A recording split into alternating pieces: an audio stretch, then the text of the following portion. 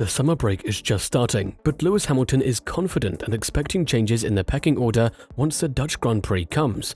The confidence of the 7-time world champion might not be that justified considering the return of porpoising in Spa, prompting the team to look for solutions during this month. So this is definitely unexpected, but there might be something more behind it.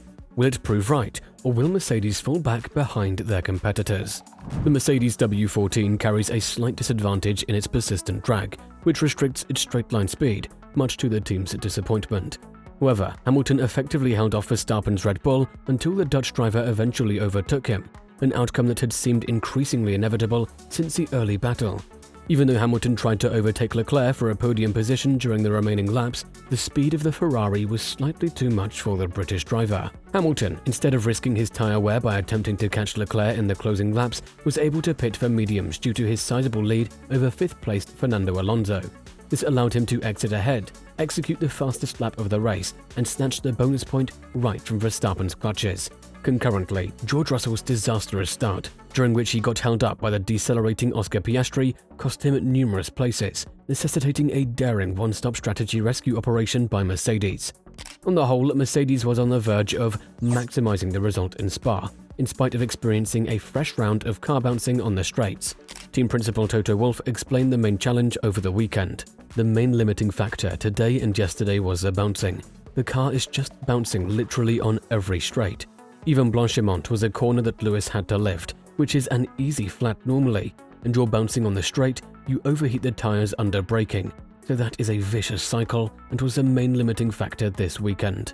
This year, Mercedes were roughly 0.8 of a second behind what Max Verstappen was clocking over the course of the race. That is nowhere near the pace of the Red Bull, especially when Max says that he wasn't really pushing and doesn't usually, because he wants to preserve the tyres. This is also one of the reasons why the Red Bull looks so fast and consistent. It's good at conserving its tyres, and their drivers, especially Max at the moment, are very good at that. They always have pace in hand if required.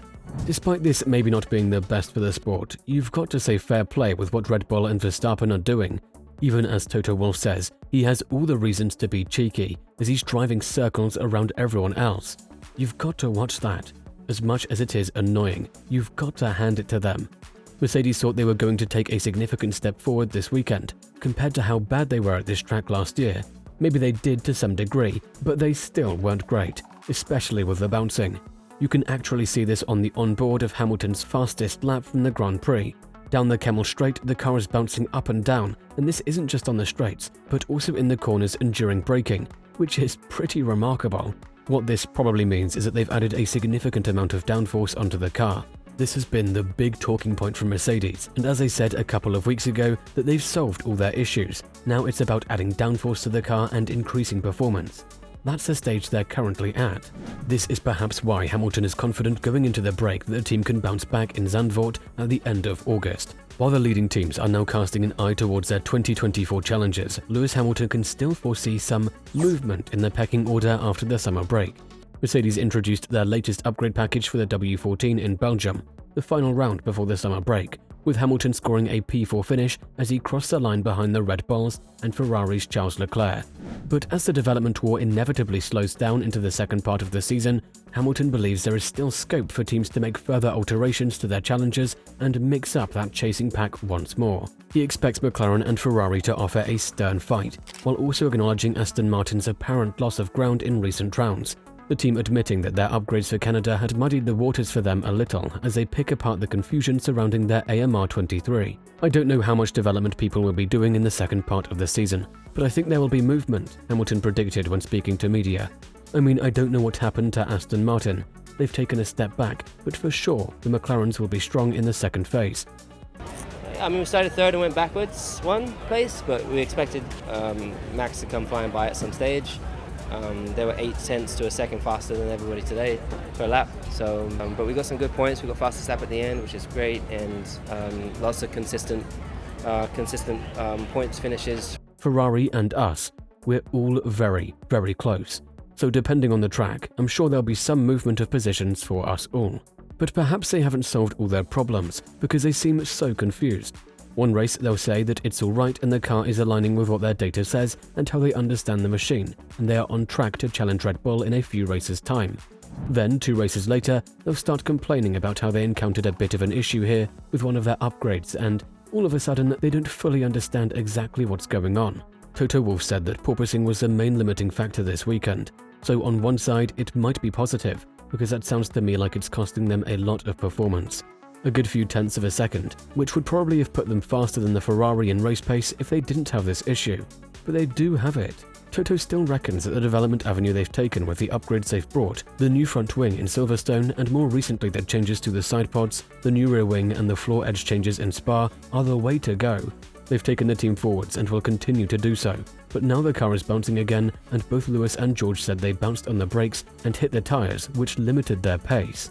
It's really interesting because you think more downforce is better, and it is to a certain degree, but you want to ensure the downforce is coming from the right place. The Red Bull generates a lot more downforce from its floor and has no such porpoising issues, whereas the Mercedes have added downforce, but it seems to be bringing back some bouncing problems. As Toto says, they have put their heads together to figure out why the problem is the downforce measurement tool that has worked for the last 10 years no longer works. So why is that reflected in the data? Well, actually, this downforce measurement analysis tool that used to work perfectly well pre-ground effect era from 2022 is now problematic. What it's telling us is not what it actually is. This might be a solution that they solve by changing the ride heights and bringing some new things. Maybe they need a floor upgrade. Maybe they've got one coming after the summer break, because that is the rumor. They do have it, and they still believe they're on the right trajectory here. But definitely, it's not a great thing for Mercedes to be suffering with. They also say, or at least the German publication Amos has reported during the weekend, that there will be a major coordinated package in addition to the Belgium upgrades. Mercedes are spending a lot of money. Obviously has upgrades, but in part they want to ensure they work for next year's car. The rules are the same for this year and next year, so everything you update to this year's car will be beneficial to next year's car as well. But the rumor has it that after Spa, where they brought big changes, they have big further parts to come with a large coordinated package. Now maybe they'll have to reconsider what they're doing, just because I don't think they expected the car to be porpoising on the streets again, which it was. That's a bit of a concern, but if it is a new flaw they bring in, maybe it's not too bad. What do you think about Mercedes' comeback? Do you think they have what it takes to turn the ship around sooner rather than later? Let us know in the comments below.